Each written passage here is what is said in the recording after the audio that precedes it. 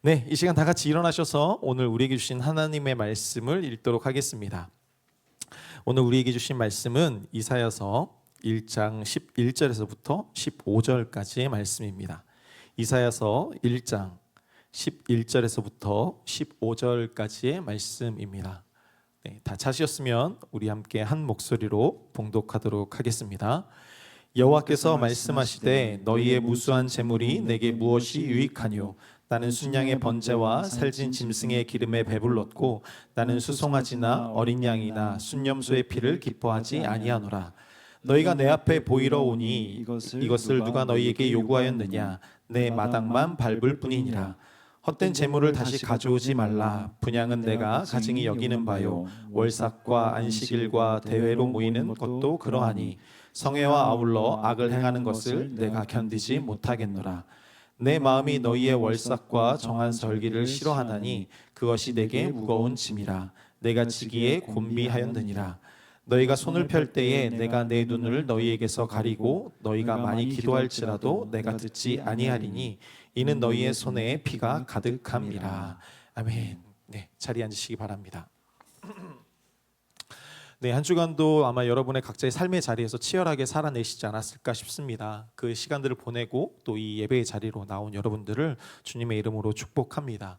우리가 계속해서 올해 최고의 예배 또 예배자에 대한 말씀들을 계속해서 교회에서 매 주일마다 나누고 있습니다.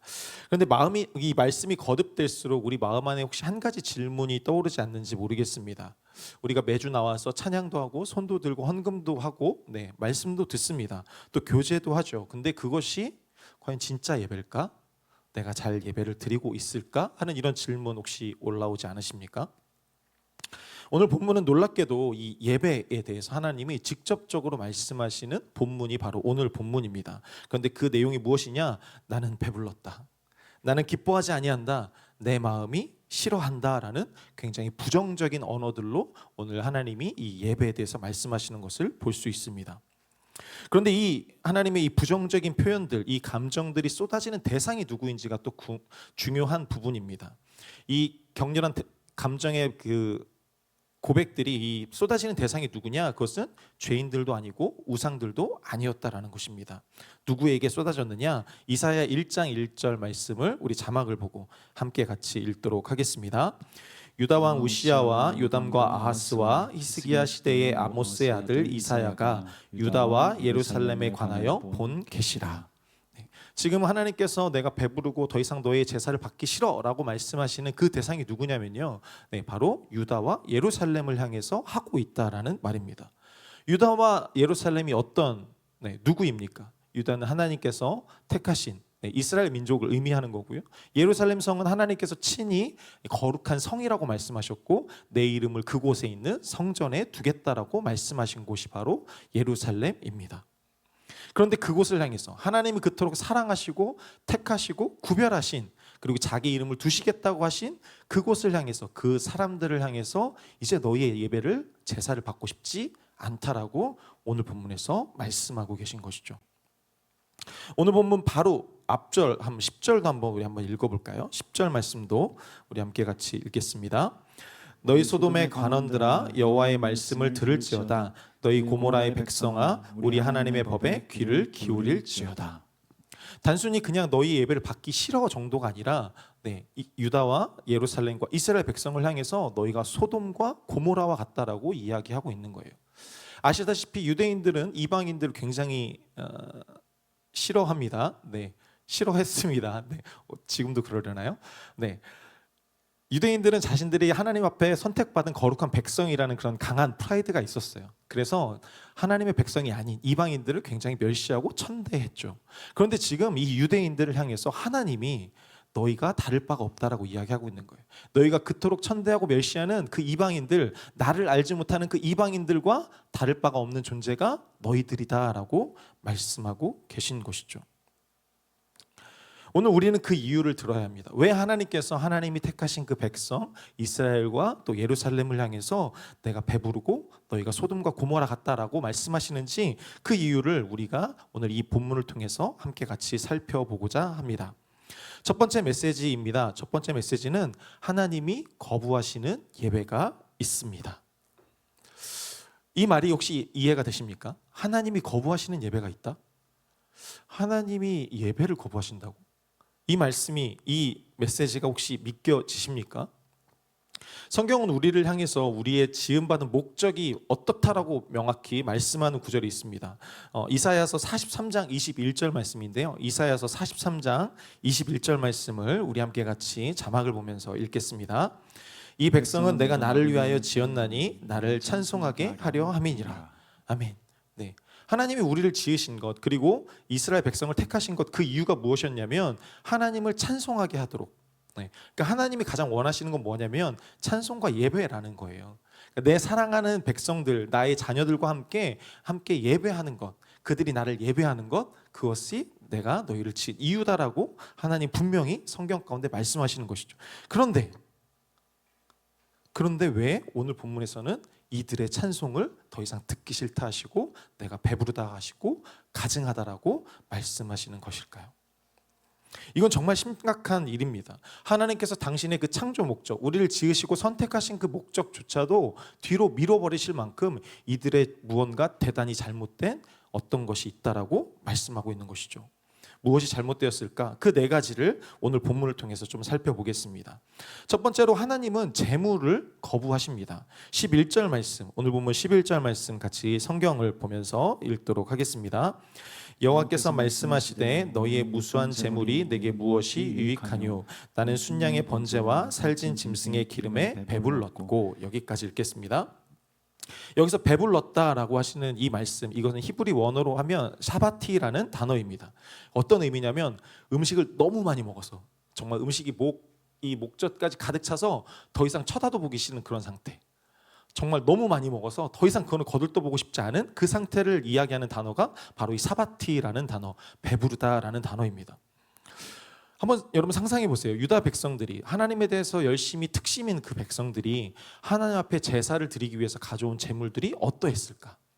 그들이 아무거나 가지고 와서 하나님 앞에 제사했을까요?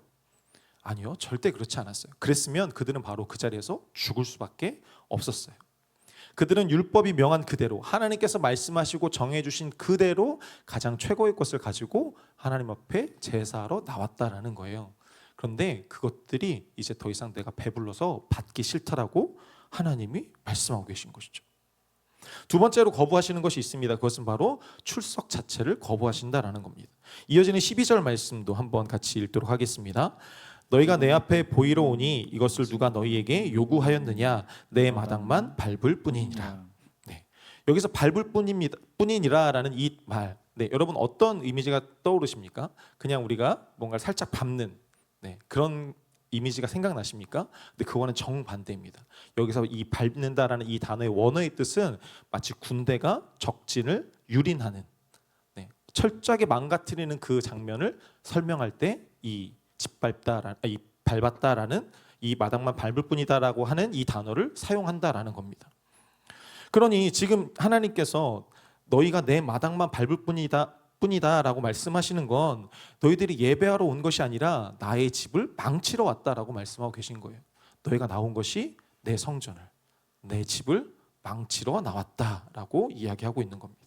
세 번째로 거절하신 것, 그것은 예물과 절기를 가증하다라고 하십니다.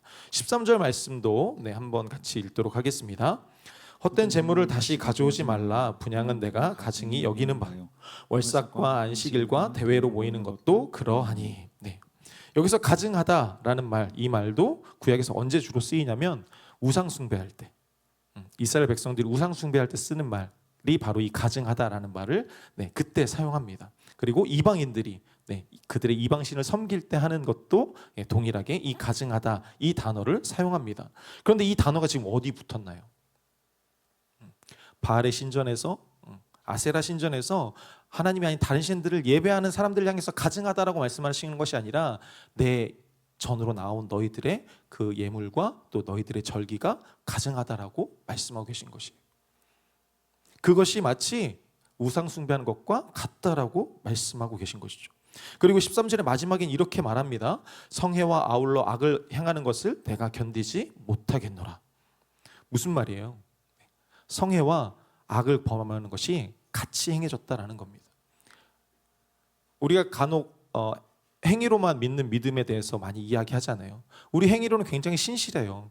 주일도 잘 지키고 헌금도 잘하고 또 교회 안에서 관계도 굉장히 좋아요. 그런데 그 안에 진정한 하나님을 향한 믿음과 사랑이 있는가에 대해서, 그래서 그 신앙이 진짜인가를 우리가 판단한다면 그것은 꼭 일치하지 않을 때가 많다라는 것이죠. 그와 같은 모습들이 이 이스라엘 백성들을 향해서 이야기하고 계신 겁니다. 성회와 아울러 악을 행하는 것을 내가 도저히 참을 수가 없다.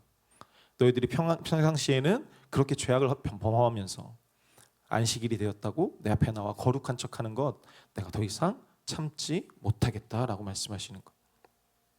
그리고 마침내 네 번째로는 기도가 거부가 됩니다. 15절 말씀도 우리 함께 같이 읽겠습니다. 너희가 손을 펼 때에 내가 내 눈을 너희에게서 가리고 너희가 많이 기도할지라도 내가 듣지 아니하리니. 기도가 무엇입니까? 우리는 기도가 익숙하죠. 우리나라 문화에서는 기도가 익숙합니다. 왜냐? 새벽 미명에 깨끗한 물을 받아놓고 우리의 어떤 소망함을 계속 비는 장면이 우리에게 너무 익숙하죠. 심지어 우리나라의 건국 설화에서도 곰이 100일간 기도함으로 사람이 되었잖아요. 그만큼 사실 우리 민족에 있어서 기도라는 거 굉장히 익숙한 이미지이고 굉장히 익숙한 문화입니다. 그런데 우리는 그 기도가 성경에서 말하는 기도와 좀 다르다라는 걸 알아야 돼요. 우리는 정한수를 떠다 놓고 새벽에 우리의 것들을 계속 간구합니다. 그리고 절대 듣지 않죠. 내 것을 간구하면 그것으로 됩니다. 그것을 들어주실 것이라고 믿고 그 기도를 마무리하죠. 그런데 성경에서 말하는 기도는 그런 기도가 아니에요. 우리가 말한 우리가 고백하는 것, 우리가 간구하는 것, 그것을 아를 때 하나님 그걸 들으시고 하나님의 마음을 이야기하신다라는 거예요. 그래서 우리가 기도를 하나님과 대화하는 것이다라고 이야기하는 것이죠. 즉 기도는 쌍방향의 커뮤니케이션입니다. 그냥 내가 내 필요한 것, 나의 간구, 나의 바람을 또 나의 억울함을 토로하는 것만으로 그쳐서는 안 된다라는 거예요. 그리고 하나님께서 그 기도를 들으시고 응답하시겠다라고 말씀하신 것이 우리에게 기도를 주신 이유였습니다. 그런데 지금 이 본문에서 하나님이 너희의 그 기도, 아무리 많이 기도해도 이젠 내가 더 이상 듣지 않겠다라고 말씀하고 계신 것이죠. 왜 그럴까요? 왜 하나님께서는 그들의 제물도 거절하시고 그들의 출석 자체도 거부하시고 그들의 예물과 그들의 절기를 가증하게 여기시고 심지어 그들의 기도를 듣지 않겠다라고까지 하시는 걸까? 그것을 15절 하반부에 이렇게 기록하고 있습니다. 이는 너희의 손에 피가 가득함이라. 이스라엘 백성들이 기도하려고 하늘을 향해 펼친 그 손바닥에 피가 있었던 거예요. 단순히 진짜 피가 묻어 있는 것이 아니라 하나님께서 가증히 여기시는, 하나님께서 하지 말라고 한 행동들을 계속해서 범하는 그 손을 내가 이제 더 이상 보지 않겠다라고 말씀하시는 겁니다.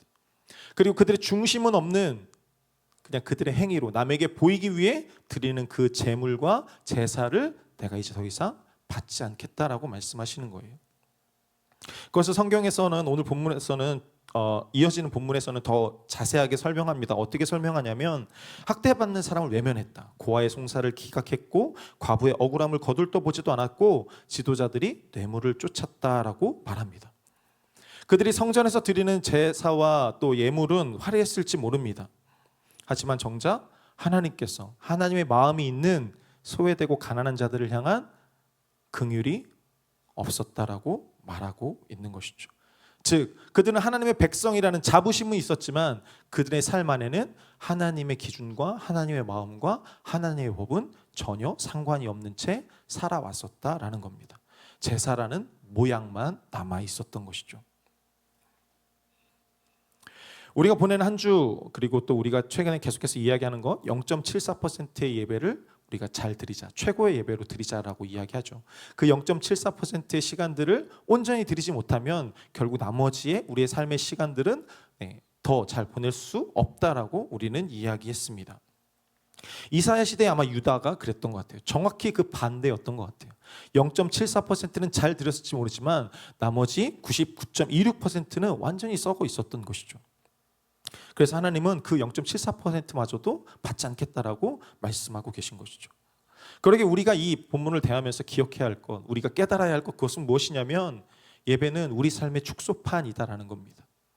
여러분 이 자리에 나오실 때 어떤 마음과 어떤 태도로 나오셨습니까? 또 여러분들이 이 자리에서 하나님을 찬양하고 기도하고 말씀을 들을 때 여러분은 어떤 태도로 어떤 마음으로 말씀을 듣고 찬양을 하고 기도를 하고 있습니까? 그곳에 여러분의 정말 모든 것이 담겨 있습니까? 여러분의 중심이 담겨져 있습니까? 하나님은 이때 당시 예배가 부족해서 예배를 거절하신 것이 아닙니다. 그 드리는 모습이 부적절해서 그것을 거절한 것이 아니라 그 드리는 예배자의 손에 피가 묻어 있었기 때문에 그 예배를 거절했다라고 말씀하고 계신 것이죠. 그렇게 우리는 반문해야 합니다. 우리는 하나님 앞에 나아가는 우리 손에는 어떠한 피가 묻어 있는지를 말이죠. 여기서 여러분과 두 번째 메시지를 나누겠습니다. 그건 바로 하나님이 찾으시는 것은 예배가 아니라 예배자입니다. 하나님이 찾으시는 예배자, 그리고 하나님이 받으시는 그 예배가 어떤 것인지를 보려면 방금 우리가 나눴던 그 질문, 우리 손에 묻은 피가 무엇인지를 알아야겠죠.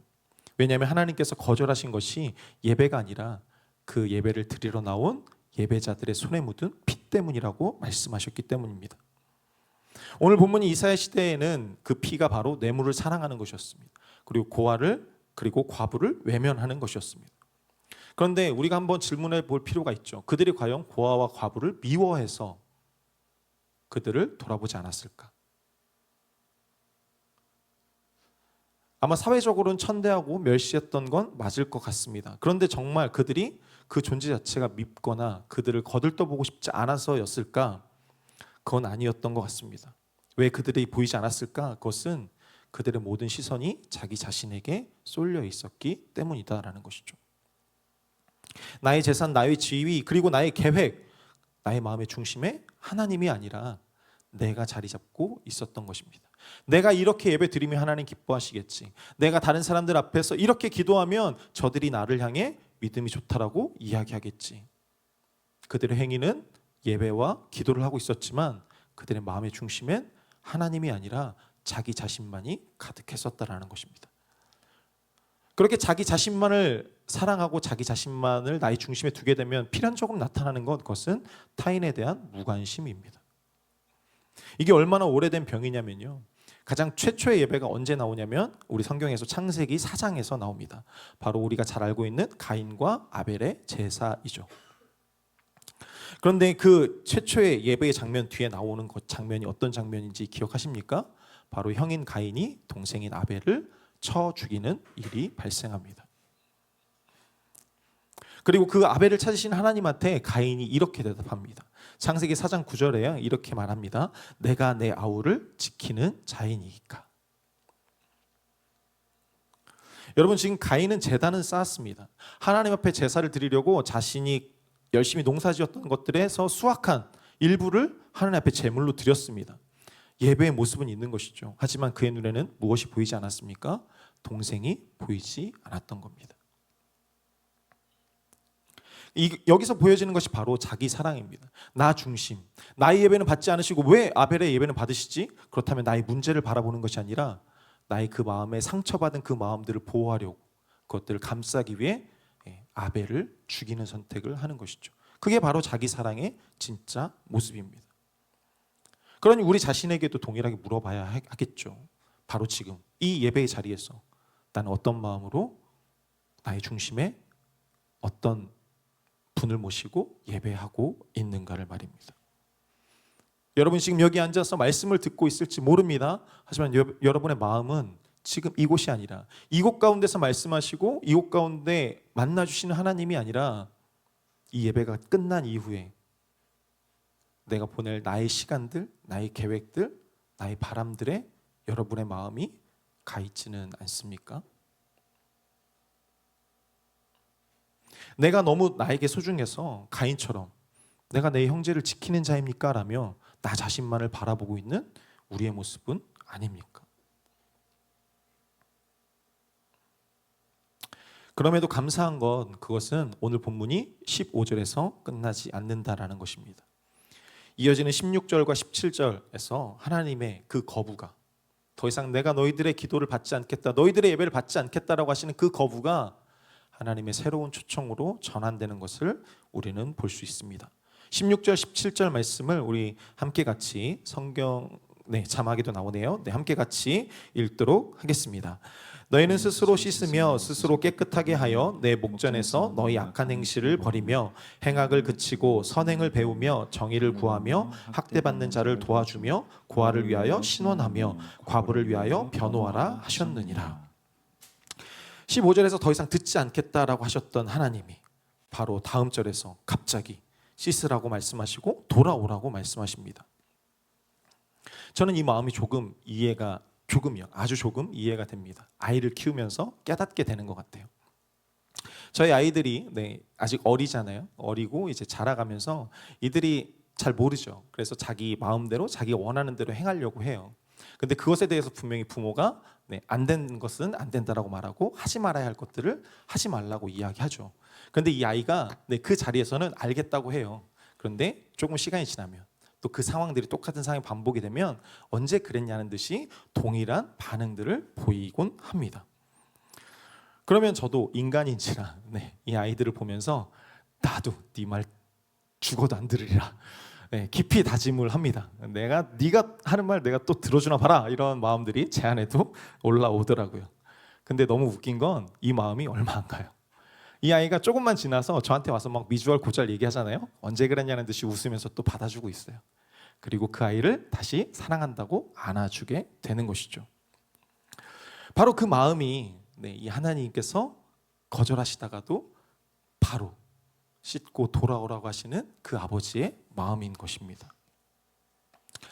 하나님은 그냥 거부하신 것만으로 그치는 것이 아니라 그 거부의 원인을 알려주시고 그 거부의 원인을 제거하고 돌아오라고 말씀하고 초청하고 계신 것입니다. 이제 너만을 사랑하는 것을 떠나서 나의 사랑을 내가 받았으니 나의 사랑이 필요한 너희 이웃에게, 너희 주변을 향해 너희 손을 펼치라라고 말씀하고 계신 것이죠. 이것은 단순히 우리 삶에서 약자들을 도와주는 것, 단순히 어떤 사람들에게 재정을 나눠주고 또 그 사람의 시간을 쓰는 것을 넘어서는 이야기입니다. 고아와 과부를 향한 이 명령은 사실 하나님께서 무엇을 중요하게 생각하시는지를 나타내는 말씀이에요.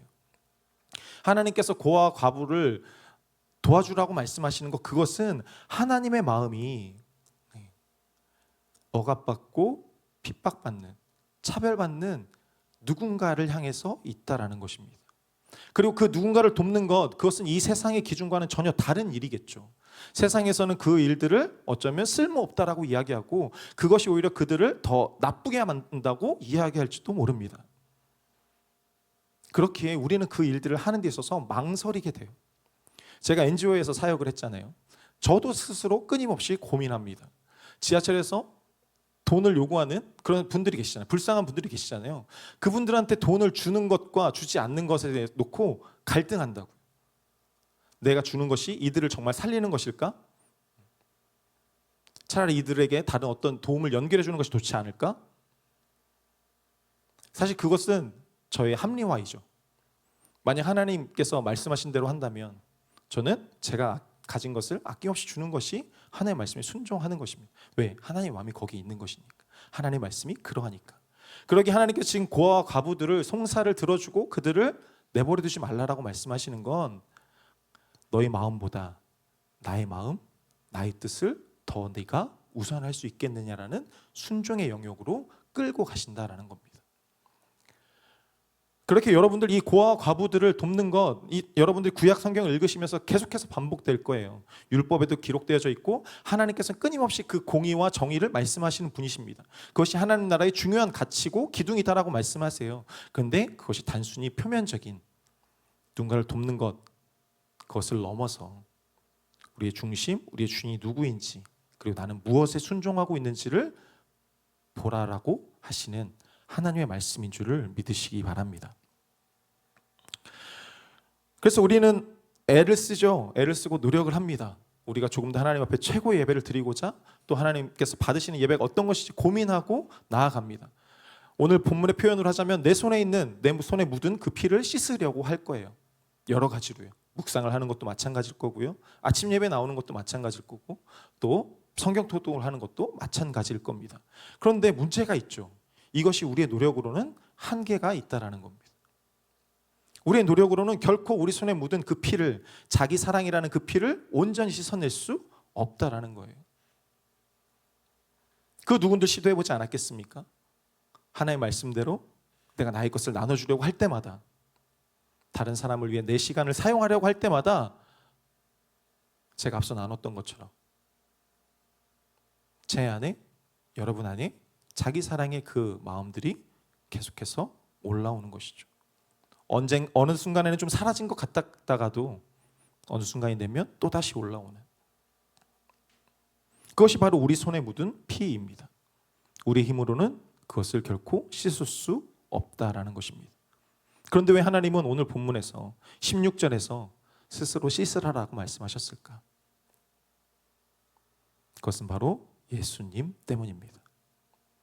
우리가 우리의 노력과 우리의 경험과 우리의 기준으로 우리의 것들을 씻어보려고 할 때, 우리의 열심으로 그것들을 씻어보려고 할 때 그것은 한계가 있습니다.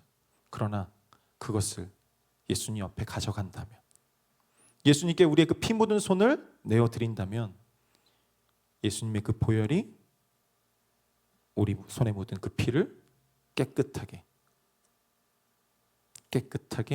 하실 수 있기 때문입니다. 그래서 히브리서 10장 12절에서는 이렇게 말합니다. 오직 그리스도는 죄를 위하여 단 한 번에 영원한 제사를 드리시고 하나님 우편에 앉으사. 구약에서는 이스라엘 백성들이 계속해서 제사를 드려야만 했어요. 왜? 그 제사를 드리고 나면 또 다시 내가 부정해졌으니까. 끊임없이 자기 사랑의 그 피가 올라왔으니까. 그런데 그 모든 것 단 한 번에 해결하신 분이 예수 그리스도시고, 그 제사로 말미암아 이제 우리는 더 이상 구약의 그 제사들이 반복될 필요가 없고, 우리 손에 있는 그 모든 피들이 깨끗해지는 은혜를 경험할 수 있다라는 것입니다. 그래서 이사야 1장 18절의 말씀이 온전히 성취되어지는 것이죠. 이사야 1장 18절 말씀, 우리 함께 같이 읽도록 하겠습니다. 너희의 죄가 주홍 같을지라도 눈과 같이 희어질 것이요 진홍같이 붉을지라도 양털같이 희게 되리라. 아멘. 우리가 이 말씀을 언제 나눴죠? 오늘 예배 우리가 시작할 때, 우리가 성령님을 구하고 우리의 죄를 하나님 앞에 고백했을 때, 그때 우리에게 전해졌던 그 말씀이 바로 이사야 1장 18절, 오늘 이 말씀인 것입니다. 그리고 이렇게 예수님의 피로 말미암아 우리의 죄가 씻겨진 사람들에게 하나님이 요구하시는 것, 그것이 바로 히브리서 10장 24절에서 25절 말씀입니다. 히브리서 10장 24절 25절 말씀 함께 같이 읽겠습니다. 서로 돌아보아 사랑과 선행을 격려하며 모이기를 폐하는 어떤 사람들의 습관과 같이 하지 말고. 피로 씻긴 손의 첫 번째 표지, 그것은 바로 더 이상 자기만을 붙드는 것이 아니라 공동체를 이루어가는 것입니다. 사랑과 선행을 격려하고 모이기에 힘쓰는 것입니다. 이것을 바울은 한 문장으로 표현합니다. 로마서 12장 1절 말씀 우리 함께 같이 읽겠습니다. 그러므로 형제들아, 내가 하나님의 모든 자비하심으로 너희를 권하노니 너희 몸을 하나님이 기뻐하시는 거룩한 산 제물로 드리라. 이는 너희가 드릴 영적 예배니라. 아멘. 이제는 제단에 올리는 것이 바뀌어졌다라는 것입니다. 이제는 더 이상 양을 가져올 필요도, 염소를 가져올 필요도, 비둘기를 가져올 필요도 없다라는 것입니다. 하나님께서 받으시는 것, 그것은 우리가 드리는 이 예배와 우리가 이 예배당을 떠나서, 이 교회를 떠나서 보내는 우리 삶의 일주일의 시간, 그 모든 것을 나의 제물로 받겠다라고 말씀하시는 겁니다. 그러니 기억하십시오.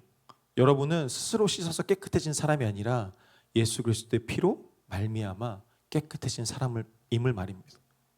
그리고 그 씻겨진 사람, 그 거룩해진 사람, 그 깨끗해진 사람인 우리에게 하나님께서 요구하시는 그것은 지금 여기에서 드리는 이 시간뿐만 아니라 내 삶의 모든 시간을 하나님은 제물로 받기를 원하신다라는 것입니다. 그 사람이 바로, 그렇게 드리는 사람이 바로 하나님이 찾으시는 예배자라는 것입니다. 말씀을 이제 좀 맺겠습니다. 말씀을 맺으면서 제 이야기를 하나 짧게 나누려고 합니다. 제가 여러 해 전에 이제 NGO에서 사역할 때 여름이 되면 항상 가던 봉사활동이 있습니다. 팀을 이끌고 보안상 C국이라고 하겠습니다. 다 알겠지만 C국에 있는 옥수수 농장으로 봉사활동을 갔습니다. 이 봉사활동은 겸손이 무엇인지, 겸손이라는 게 이런 거구나를 아마 너무나도 잘 일깨워주는 그런 봉사활동이었어요. 왜냐하면 옥수수 밭에 가서 옥수수에 심겨진 고랑 사이를 들어가서 무릎을 꿇고 들어가서 그곳에 있는 잡초들을 뽑는 겁니다.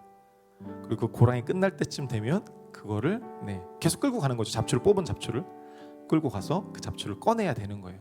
그래서 이걸 한번 하루 이틀 하고 나면 무릎과 허리가 진짜 끊어질 것 같이 아픕니다. 무릎은 정말 빨갛게 퉁퉁 부어오르고요.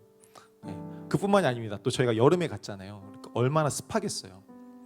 또 비라도 오기 시작하면 또 우비를 입고 들어가기도 하고, 그러면 진짜 땀복을 입고 다이어트하는 땀을 흘리는 그거는 저리 가라 할 정도로 굉장히 체력적으로 버거운 게 이 봉사 활동이었습니다. 그런데 제가 팀 리더로, 간사로 간 거예요. 팀원을 이끌고 그 자리에 가서 팀원들에게 자, 여러분들이 하실 봉사는 이겁니다. 이거 하시면 됩니다 라고 말하고 제가 안 들어가고 있더라고요. 제 안에 난 팀 인솔 간사니까 전체적인 상황을 좀 봐야지 이러면서 제가 그 안에 안 들어가고 있더라고요. 근데 그때, 하필 그때 제 마음 안에 하나님의 음성이 들리는 거예요. 홍준아, 너 안 들어가니? 들어가지 않을래? 이 음성이 진짜 너무 생생하게 귀에 때리는 거예요. 빼박이죠. 이런 음성이 들렸다라는 거 들어가야 되는 거예요. 근데 그 앞에서 제가 하나님하고 딜을 하고 있더라고요. 하나님, 그래도 제가 간사로 왔는데 좀 덜 해도 되지 않습니까? 제가 뭐 오늘만 하고 갈 거 아니고 내년에도 또 와야 되는데 또 팀 데리고 와야 되는데 좀 안 하면 안 될까요? 이런 말을 하고 있더라고요. 그때 하나님이 한 말씀 더 하셨습니다. 그래, 네가 다음에 와서 또 할 수 있겠지. 근데 나는 지금 네가 그걸 하는 걸 보고 싶어. 지금 네가 그걸 함으로 내가 영광을 받는 걸 보고 싶어 라고 말씀하시는 거예요.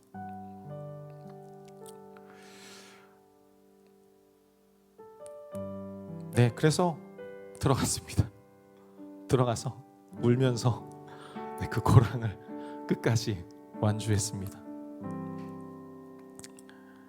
그날 제 손은 흙투성이가 됐고요. 제 무릎은 퉁퉁 부었고요. 제 허리는 끊어질 듯이 아팠습니다. 하지만 제 안에 말로 설명할 수 없는 기쁨과 평안이 있더라고요. 그날 저녁 팀 모임을 하는데 그렇게 몸이 힘든데도 제가 웃고 찬양하고 그 모임을 인도하고 있더라고요. 왜였을까요? 제가 고랑 하나를 잘 끝내서? 잡초를 많이 뽑아서? 아니요. 하나님이 원하시고 하나님이 부르시고 하나님이 찾으시는 그때에 제 자신을 드릴 수 있어서였어요. 홍준아, 네가 왔으면 좋겠다라고 초청하시는 그 음성에 잠깐은 망설였지만 그 음성에 순종하고 그 하나님께 예배했기 때문이에요. 잡초를 뽑으면서 그 고랑을 기어가면서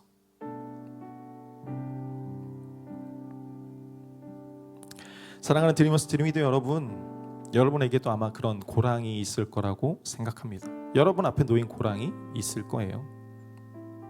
그리고 하나님이 그곳으로 부르신다는 걸 알면서도 그 고랑이 너무나도 힘겹고 어떠한지를 너무 잘 알아서 들어가지 않으려고 하는 마음도 있을 수 있습니다. 그 고랑은 모두가 꺼려하는 일이겠죠. 내가 먼저 아쉬운 소리를 해야 하고 내 것을 포기하거나 나눠줘야 하는 것일 수도 있을 거예요. 그리고 어쩌면 나의 수고가 하나도 드러나지 않는 그런 일일 수도 있습니다. 그런데 하나님은 그런 우리 한 사람 한 사람에게 말씀하시는 거예요. 나는 내가 들어왔으면 좋겠다.